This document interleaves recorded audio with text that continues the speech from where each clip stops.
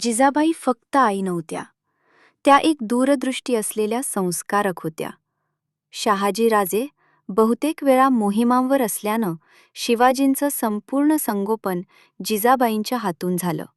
दररोज संध्याकाळी शिवनेरी किल्ल्याच्या मंद दिव्यांच्या प्रकाशात जिजाबाई लहान शिवाला रामायणातील रामाचे आदर्श, महाभारतातील भीष्म आणि अर्जुनाचे शौर्य आणि संत तुकाराम, संत नामदेव यांची भक्ती याबद्दल कथा सांगायच्या.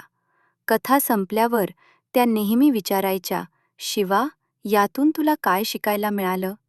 जिजाबाई नेहमी सांगायच्या, राजा तोच जो प्रजेच्या हक्कासाठी लढतो.